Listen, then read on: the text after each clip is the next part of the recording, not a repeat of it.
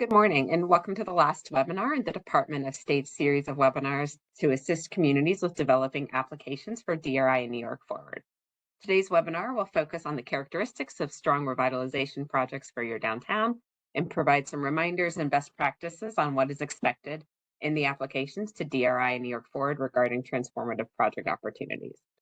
If you have any questions during the presentation, feel free to leave them in the chat. And we will address those at the end. We'll also have some time at the end of the presentation for some Q&A. And with that, we'll get started. So my name is Susan Lanford, and I'm joined by my colleague, Kylie Peck. We are both revitalization specialists with the Department of State and work directly with communities on the DRI and New York Forward planning and implementation processes. So for today, we'll start with a brief overview about what the DRI and New York Forward programs are and discuss the types of DRI and New York Forward projects and characteristics of strong projects.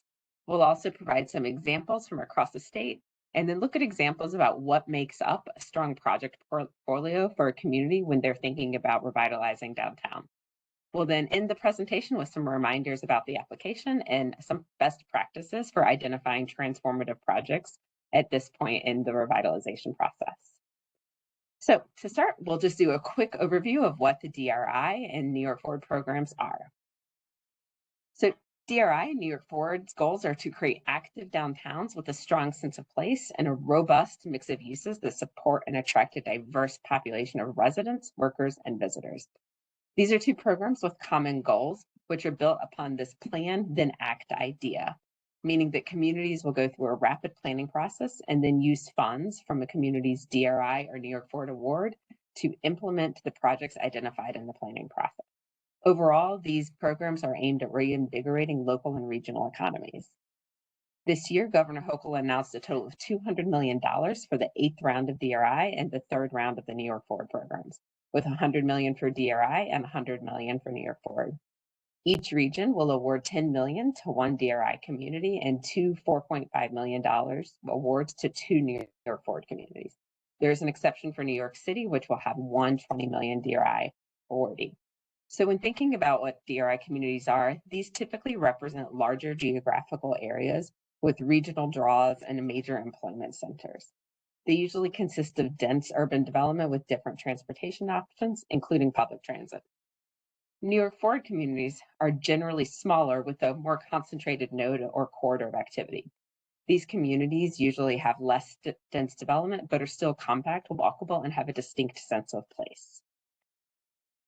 So both the DRI and New York Forward programs share common goals, which include creating an active downtown with a strong sense of place, attracting new and diverse businesses and job opportunities with a variety of skills and salaries, enhancing public spaces and cultural events, building a diverse population supported by diverse housing and employment opportunities, growing the local property tax space, providing amenities that support and enhance downtown living and quality of life, and reducing greenhouse gas emissions and supporting resilient investments.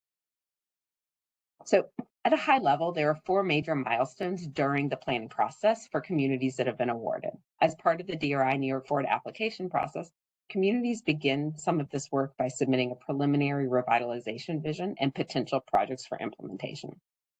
During the planning process for awarded communities, a consultant team hired by the state will do a deeper dive on the selected community and its opportunities and challenges.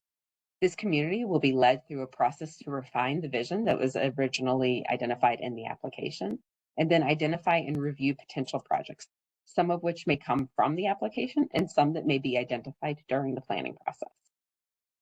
This will culminate in a slate of projects to be included in a strategic investment plan for each community that a local planning committee is recommending to the state for funding consideration.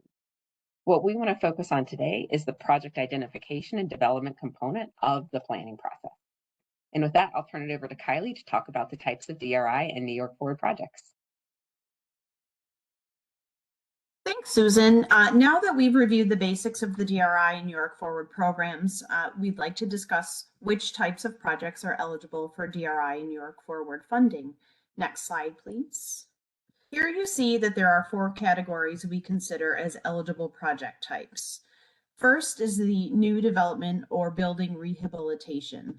These projects may include the development or redevelopment of properties for mixed-use, commercial, residential, not-for-profit, or public uses. These projects should have a visible and functional impact on the downtown, serving as catalytic or transformative projects that will provide employment opportunities, housing choices, and/or services for the community.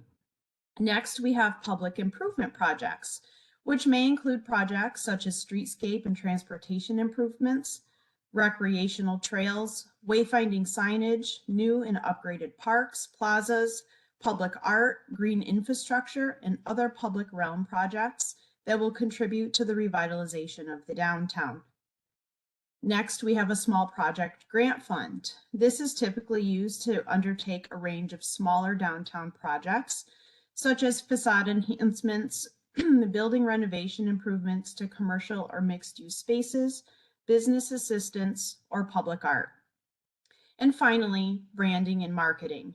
These projects may target residents, investors, developers, tourists, or visitors. Some examples include the development of a new downtown brand or the creation of a downtown website or mobile app. This type of project is often paired with the public improvement project of wayfinding signage, where the brand can become a physical part of the downtown. Next slide, please. Now that I've reviewed eligible project types for the DRI New York Forward programs, I want to focus on what projects are most suitable for the DRI or New York Forward programs. As projects start with an idea, but the most projects suitable for DRI New York Forward programs are the ones that have progressed beyond the idea phase. Projects that are still in the idea stage are the ones that include wishes of improvements, but there are major questions or challenges about these ideas that have not been resolved or have no possibility of being resolved. For example, a project idea may include a splash pad at a local public park. However, the park has no plumbing running to it, and the municipality doesn't have the funds to manage ongoing expenses to maintain the splash pad. While this is an idea that may be beneficial to the community and help revitalize an area, it's just an idea because there's no infrastructure needed to pump water, nor does the entity that has the authority to implement the splash pad have the ability to maintain the improvement. It might be a great idea, but given these challenges, it's just an idea and not a project. Another great idea could be a community arts space. However, the entity or person with this idea doesn't own or have access to a building that could house the arts space. Further, there's no funding or operating plan to start and maintain this type of operation. Furthermore, the proposer of this idea has no experience managing the implementation or operation of such a project, making the project less feasible. While a community art space may be needed, these issues prevent this project idea from progressing into a viable project. One more project idea example could be a mixed-use building on a long-term vacant lot in the heart of downtown. However, there's no business to develop the property. While this is a project idea that could potentially meet all of the DRI or New York Forward goals, without a developer who owns the property, has the financing plans and experience, this project unfortunately remains an idea that can't be implemented. Next slide, please. So how does a project get from the idea stage to a viable project? First, the project proposer needs to have the legal authority and capacity to implement the proposed project, and the project sponsor must have site control, meaning either they own the property or have permission from the property owner to undertake the activities being proposed. It also means they have some experience. This shows that they can see the project through to completion. Financing is essential. While DRI New York Forward can provide funds to public, private, and not-for-profit projects, these projects must be able to finance the project components for which grant money is not available. Additionally, DRI and New York Forward are reimbursement programs, so having the ability to pay for the projects while awaiting reimbursement is absolutely necessary. Lastly, project plans and a budget that show that the project has been fully developed are very important. A viable project for DRI or New York Forward is not one where you're still throwing ideas out to see what sticks at the end. It's one where a lot of the big details have been figured out. For example, a viable park improvement project is one where a municipality has identified the amenities that they want, the approximate costs of those amenities, has other grants and local funds to help with financing, and has a developed general concept site plan of how the improved park would look. However, a viable project does not require the exact plants that would be included in the new landscaping or the identification of the exact playground equipment that will be installed in that park. Next slide, please.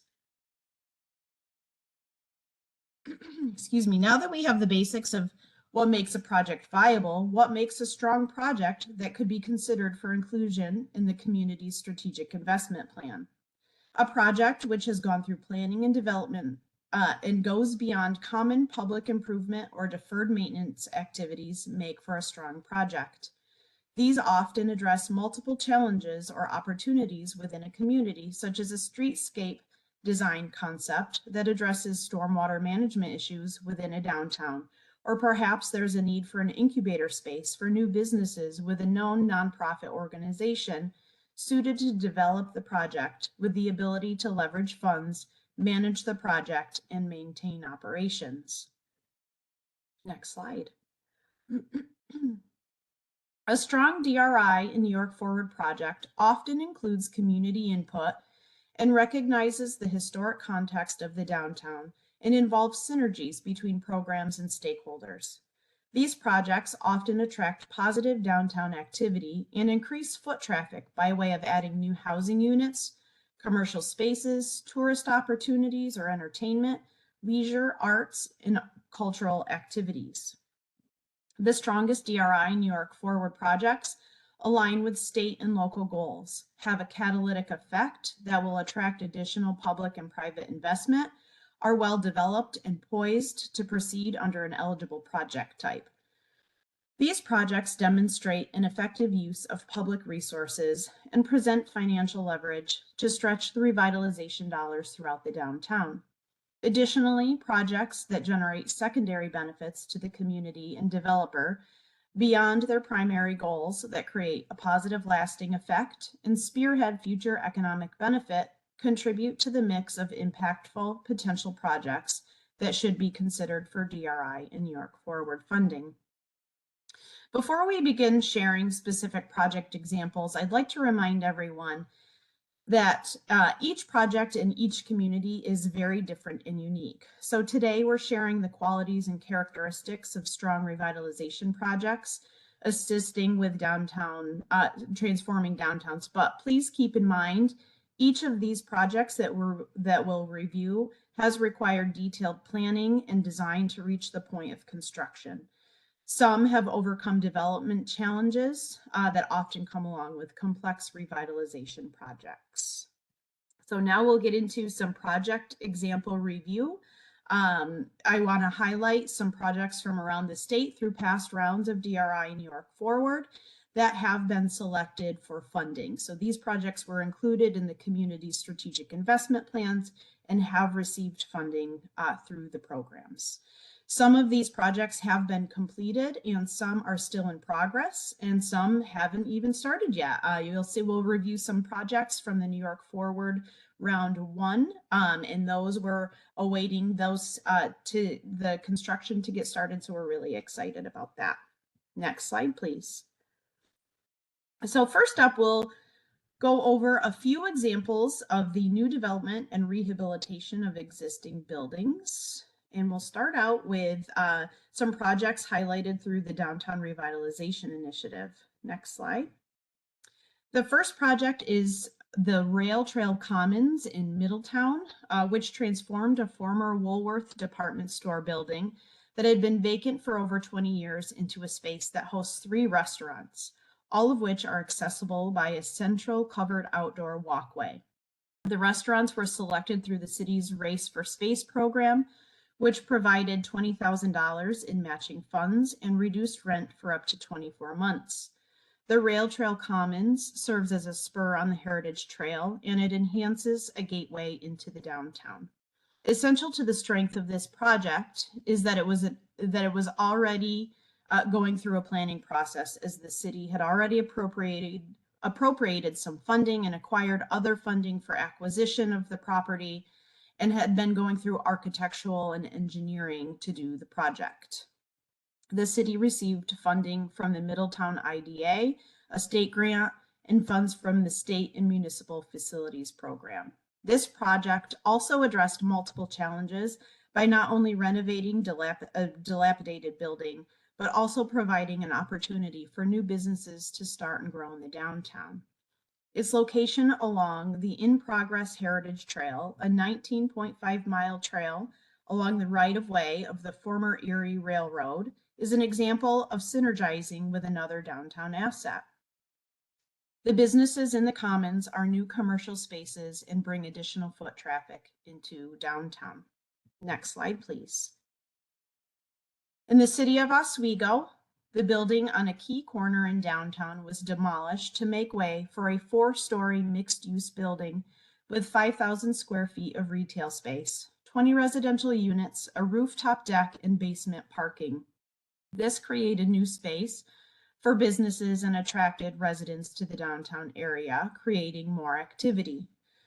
This project also helps address the need for more housing in Oswego, while also building a customer base for downtown businesses. It has enhanced the aesthetics of the downtown, particularly as the location of this building is at a gateway into the downtown. Next slide, please. As a final example for this particular project type of the DRI, 211 Main Street is a former industrial building that is currently being converted into a professional services incubator for entrepreneurial architecture, landscape architect, engineering, and construction related businesses. The project has long been in development as the site underwent brownfield cleanup, remediation of a long time contaminated site. The building is also located within a brownfield opportunity area, has received brownfield tax credits, ESD funds, and is part of NYSERDA's Carbon Neutral Community Economic Development Program. The ability to leverage multiple programs has made this project possible.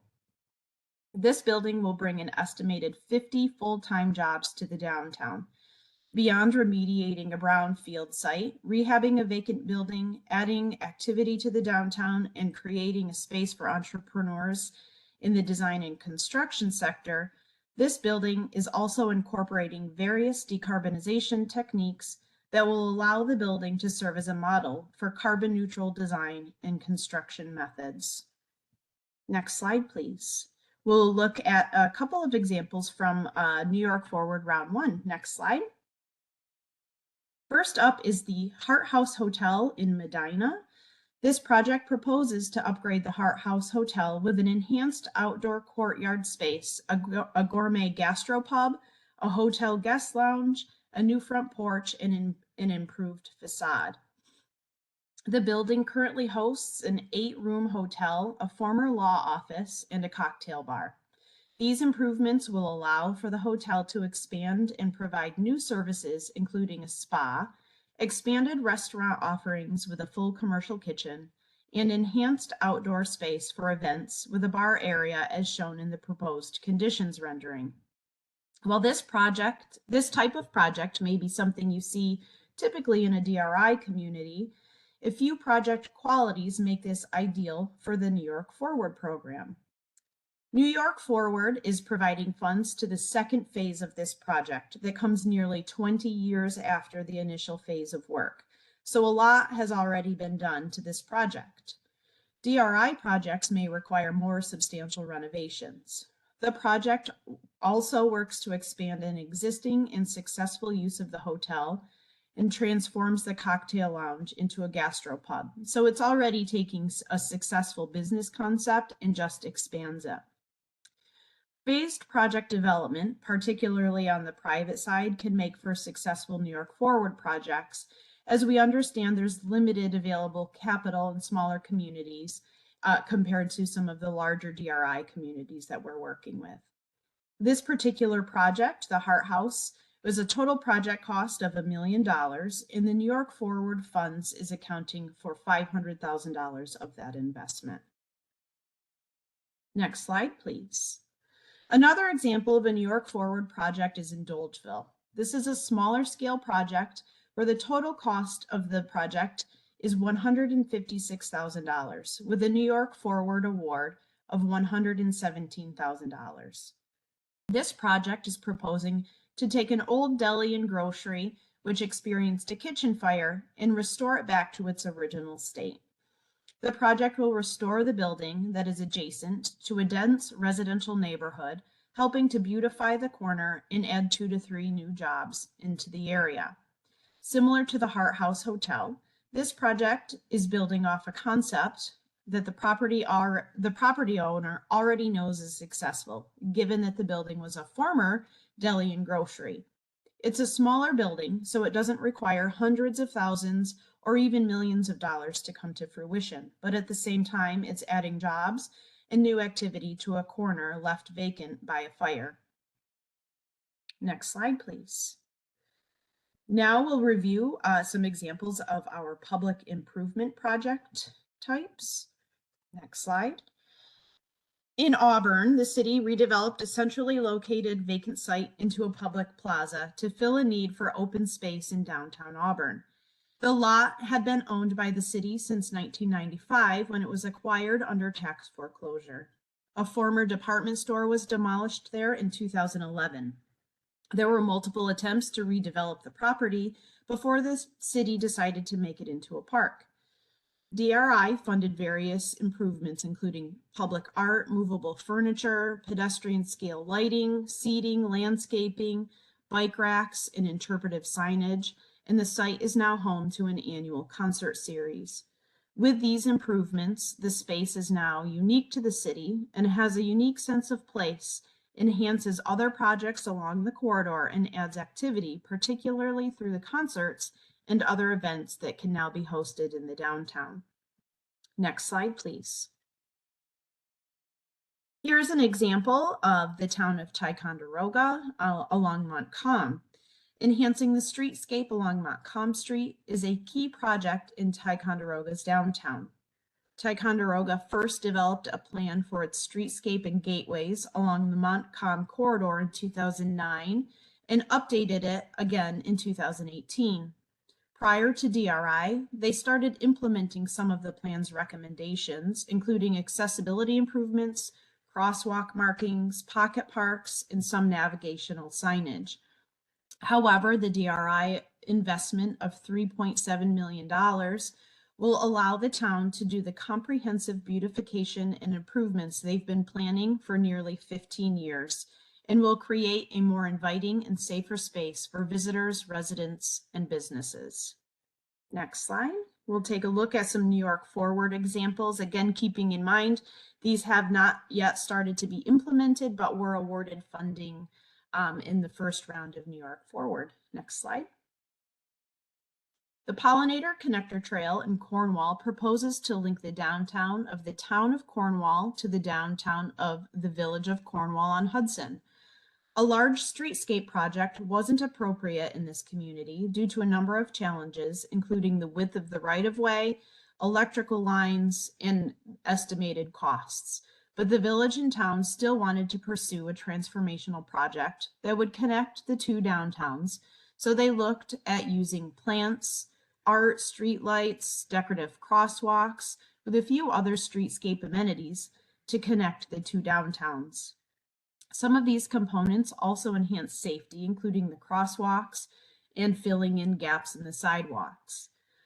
While there are no changes to the sidewalk width or trees being added to the entire length of the downtown, as you might find in a larger streetscape project, these changes have the opportunity to beautify and connect two commercial districts. Next slide, please.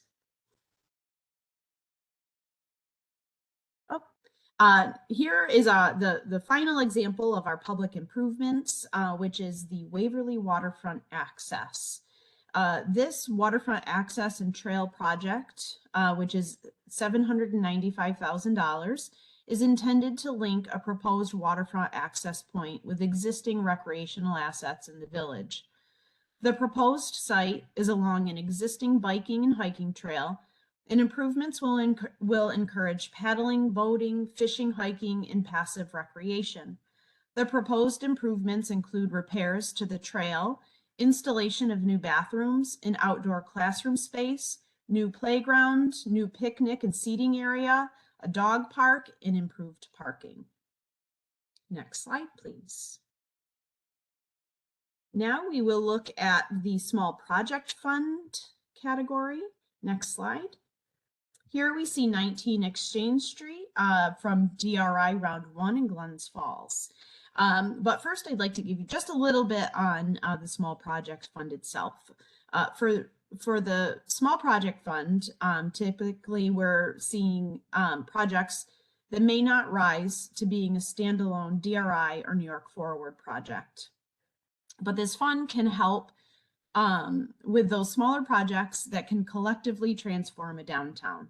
While the small projects in this category may not possess all of the characteristics of a standalone project, it is the collection of facade improvements or equipment acquisition assistance for businesses that can make the small project fund impactful in a community. Here at 19 Exchange Street, it completely transformed the exterior of this building, improving the attractiveness of the downtown area.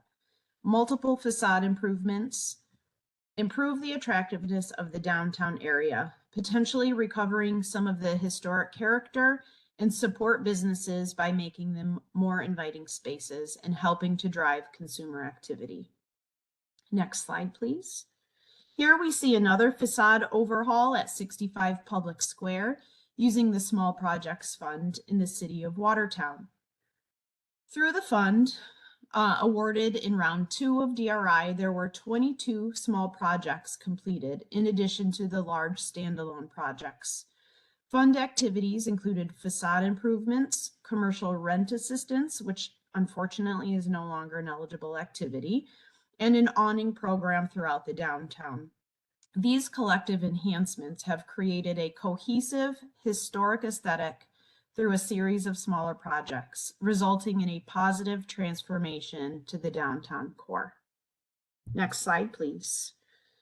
We'll go over quickly branding and marketing. Next slide. Branding and marketing projects can help make the downtown feel connected. Downtown Plattsburgh embarked on a branding and marketing project with the creation of a new brand for Plattsburgh. This brand was then implemented through an interactive website shown here, which directs visitors and residents to various amenities within downtown Plattsburgh, including trails and walks, parks, things to do, historic landmarks, and public parking. Next slide. Coupled with the branding and marketing, wayfinding signage is a very visible way of implementing a new brand and visually identifying the downtown. Plattsburgh installed new vehicular and pedestrian wayfinding signage using the new brand that not only includes locational information, but also features historic context for places in the downtown. This project visibly shows the synergies between the downtown improvement projects, highlights the community's unique character, and points visitors and residents to downtown amenities, helping to facilitate patronage of downtown businesses. Activating the wayfinding signage system designed through this project has assisted with downtown navigation for vehicles and pedestrians. Next slide, please. So we just learned about a number of projects that have been successful in past DRI New York Forward rounds, and I'd now like to highlight the attributes of a strong project portfolio or a strong mix of revitalization projects that can assist with strengthening a downtown and creating a sense of place for residents and visitors. We'll quickly review the final list of selected projects in 2 communities to show that a mix of project types help to revitalize downtowns, and that you should be considering and identifying diverse projects to identify within your application. Next slide, please. So when we talk about attributes of a strong portfolio, what do we mean? So we're talking about including a diversity of project sponsors, including private, public, and not-for-profit, that benefit both the residents and potential visitors. These projects create synergy with other projects, and they complement one another, and they appeal to a range of ages and abilities. They enhance the economic diversity in the community, creating activity throughout the year, creates a distinctive and cohesive downtown aesthetic, reflects the varied interest of community residents. I previously have mentioned a lot of the strongest projects that we've reviewed have gone through an extensive public process where they've received feedback from community residents and visitors, and they contribute to environmental sustainability and resiliency. Next slide, please. First, we'll take a look at the City of Oswego, a DRI Round 1 community. The selected 12 DRI projects for the City of Oswego span public improvements, new construction, and a small projects fund, and includes parks, streetscapes, mixed-use buildings, museum, and recreational opportunities. Oswego's application directly informed some of these projects. In Oswego's application, the Midtown Plaza, streetscapes, facade improvements, the Cahill Building, the Buckout Jones Building, the Children's Museum, and Harborview Square projects were all identified as potential DRI projects and helped Oswego with becoming a DRI 1 winner, demonstrating clear projects and showing that they were progressing throughout the project development phase is important in the application, so the reviewers have a good understanding of how ready a community is to undertake the DRI or New York Forward planning process and can implement transformational projects. We should note that there are projects that are in the application that don't make it through the DRI or New York Forward planning process and get selected for funding, just as there are projects that are not in the application that do receive funds. However, the work that goes into identifying and forming projects and including those in the application establishes a strong foundation for the DRI and New York Forward. Next slide, please. The awarded Geneseo projects include a range of smaller downtown improvement projects. As you can see here, this is a New York Forward Round 1 list. These projects will enhance park, public spaces, and streetscapes with 2 building rehabilitation projects, which create 2 rentable commercial spaces in 1 building and a building with 1 commercial space and 3 apartments.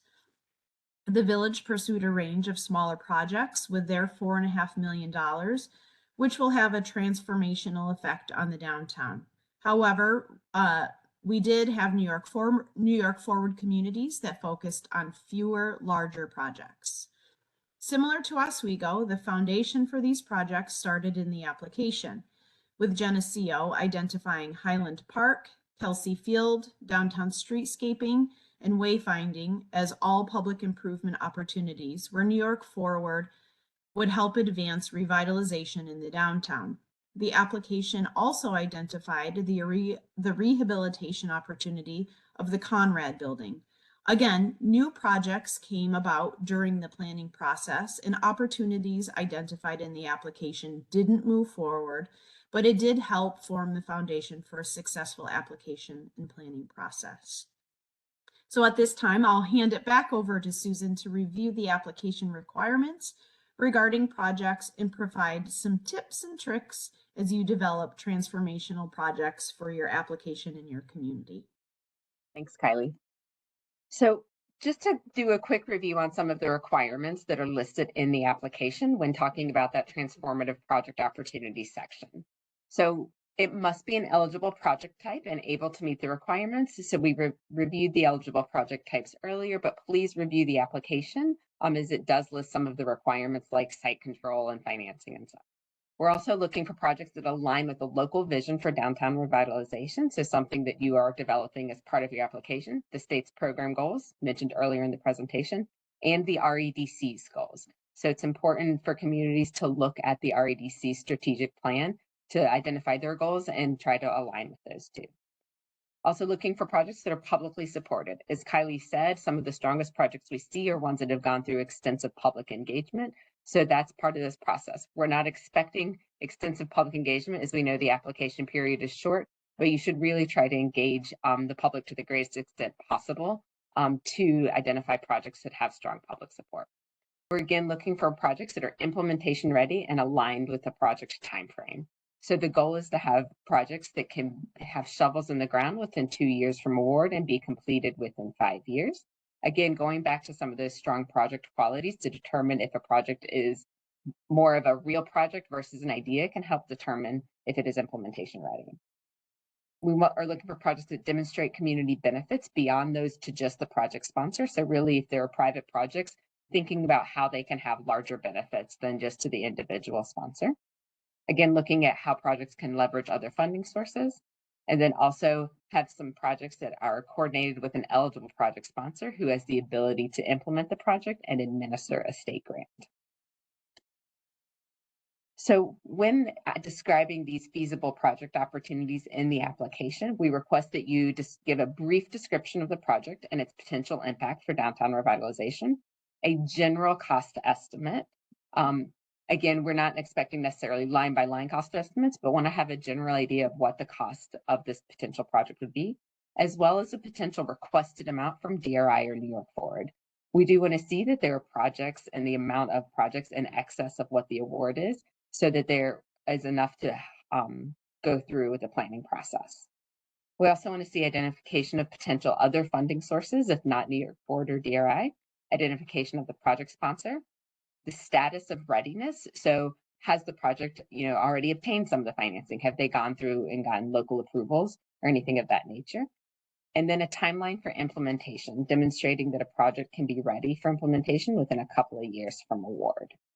So again, this can be relatively high level, but including these details do help reviewers understand the potential projects and the feasibility of those projects.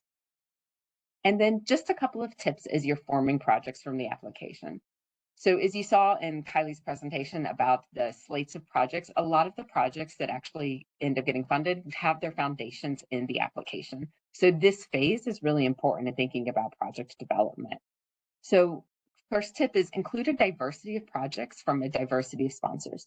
So there is no set allocation of DRI or New York Forward funding that has to go to private or public projects for an awarded community.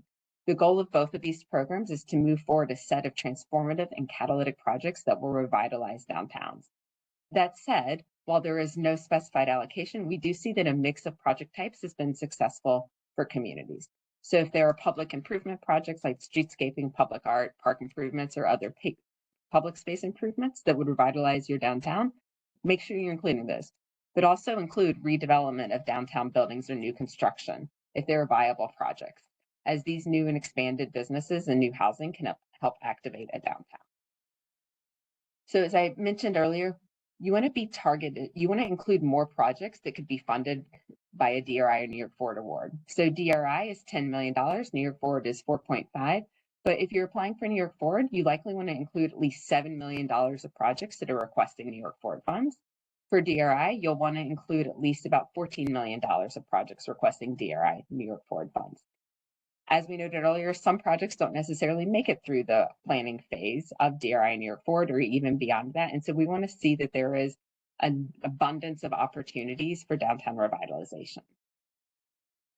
And it's important to have both projects identified in the application, and then later in the planning process, they could be funded. But as I just mentioned, like these projects could stop progressing for a variety of reasons. So those numerous opportunities are really important to identify. However, we don't want you to necessarily include everything on your wish list. You still want to be targeted by including projects that have transformative potential in the DRI and New York Forward area. You will want to think about what is really catalytic and will activate your downtown, attract new businesses, provide housing and employment opportunities, and enhance public space and improve quality of life. Just note these projects are generally not just deferred maintenance projects. During the application phase, it's also important to start identifying strategic sites whose development would be transformational for downtown. This may include municipally owned parcels in the downtown Or you may want to reach out to property owners and businesses to see if they have a project in mind that would be appropriate for DRI or New York Forward. If awarded, the DRI and New York Forward planning processes move quickly, so having a list of potential projects or having gotten the community to start thinking about projects will help make a process more successful if awarded. The types of projects that you are identifying now in the application phase would be further refined and developed during the planning process. And then lastly, as part of the project identification process, I'll say it again, engaging with the community is essential. Community engagement can help lead to the identification of new public projects or the refinement of ideas. It will also give a sense of the public priorities, which can then help inform project development. While the state requires a minimum of one public event as part of the application process, we encourage you to go beyond that if possible. I do want to note it is not necessary to have fully formed projects at this stage. As you've seen through this presentation, that having going through a planning process and beginning those project formation earlier does help, but you do not have to have a fully formed project at this point. That said, you could also have a fully formed project that could start construction tomorrow, but is still in need of financing to push it over the edge. So we do want you to be including, project that are in the more nascent development phase, but also things that are fully formed as well. So with that, just want to do a quick review and reminder of the application deadlines. In New York City, applications must be submitted via email to the Office of the Borough President no later than 4 p.m. on Friday, October 4th. For all other regions, applications must be uploaded and submitted through the CFA portal no later than 4 p.m. on Friday, October 18th. We also do have letters of intent. These are due on September 6th, and these are necessary in order to be granted access to one-on-one technical assistance. All of the links to the letter of intent and the CFA portal can be found on this slide, but also can be found on our websites here. And so with that, we'll stop and open it up to any questions that have come up. Okay, so there are a few questions that have come in so far. The first one being if the slides will be available for download and viewing later. Yes, absolutely. We will be posting the slides and the recording of this presentation to the website that lists all of our webinars. Okay, and the second one is there a radius or definition of downtown area? For example, is a project that is within 2.5 miles from downtown, but will have a major impact on the downtown economy eligible?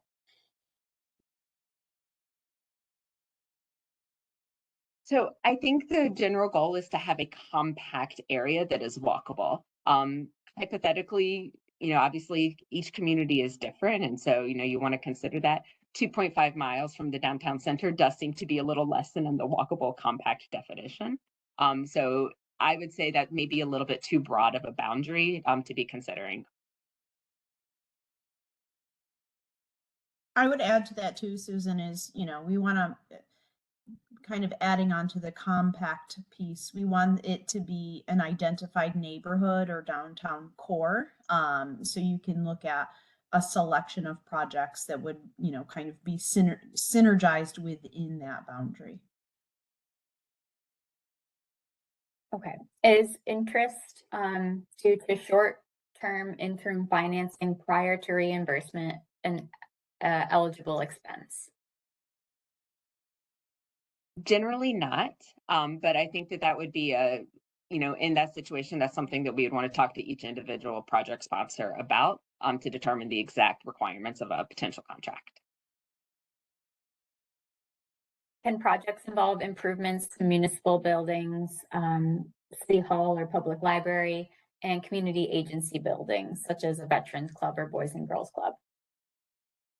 So yes, we have seen projects that involve improvements to municipal buildings, but usually not necessarily for municipal operations. So these, municipal buildings, we've seen projects really involve a number of libraries actually working to expand their operations or expand their offerings. We have also seen a number of community center type projects that are improving the community center, making them better spaces for the for residents of the community. So it is possible. I will note that membership only organizations are usually not eligible unless they are providing a broader benefit to the community that is not exclusive to those members. Okay, and this one's a little bit specific to a particular community, but we have a piece of state-owned property, DEC, in the middle of our downtown that needs to be improved. Can we propose to use some relatively small portion of New York Forward funding, perhaps on a matching basis with DEC, to make improvements, or is state-owned property outside of the scope of the program? So I would say state-owned property is not outside of the scope. Obviously, we would encourage you to have conversations with that state agency as part of this, but we often work with, state agencies, whether it's DEC or the Canals Corp, et cetera, to help do improvements to spaces that are on state-owned property. But again, it does require some coordination between all of the agencies. Kylie, I don't know if you have anything you want to add to that. Nope, I think that's exactly what I would have responded with as well. I think that would be worth trying to figure out through one of these programs. Okay. And then would a vacant municipally owned property that is being marketed for mixed use development be considered a viable project that will qualify for DRI funds? For context, the property would not be sold prior to the DRI application deadline. So there will be a vision for the property, but not a private developer selected at the time of the application. I would say noting the site is certainly something that would be worth including in an application. I don't think we would necessarily need at the time of application a developer to be identified, but there would be time to continue maybe with issuing an RFP for the site or something like that in a timely manner that would allow you to further develop a potential project at that site. So I think it would be worth including in the application, most definitely. Yeah, I would agree with Kylie, and I would just note when you're talking about kind of a description of the project, note that it is being marketed for mixed use development. So it kind of gives a sense of where it is in that development phase. Okay, and last one that I see is, how detailed does an application have to be with potential other funding sources for each project? So I think it does not have to be precisely detailed of like, we have $300,000 from this specific funding source to go to this. But if you do have that, obviously we want that information. But I think it would be helpful to start identifying, here's where we may look for additional funding sources if those have not yet been secured. So if you're looking for additional state grants, start identifying what those state grants programs may be that you would be looking towards. And I would also add to that, although we don't require it at the application stage, if you know what potential match a project sponsor could contribute toward the project, that's really helpful for the selection committee to get an understanding of where each of the projects stands. Again, it's not a requirement, but it's something that can help strengthen an application. If you've been working with potential project sponsors and you have a potential total project cost and you know what they can contribute and know what that DRI or New York Forward ask might look like, I think that is worth including in the application as well. Okay, and that's all the questions we have. Okay. All right, well, we thank you all very much for attending the presentation. And if you, just a last reminder, please go ahead and submit your letter of intent to receive technical assistance, and you will have the opportunity to ask maybe some more specific questions to your community if you do choose to attend the technical assistance support. Otherwise, thank you all again for your attendance, and we wish you luck on the development of your applications. Everyone.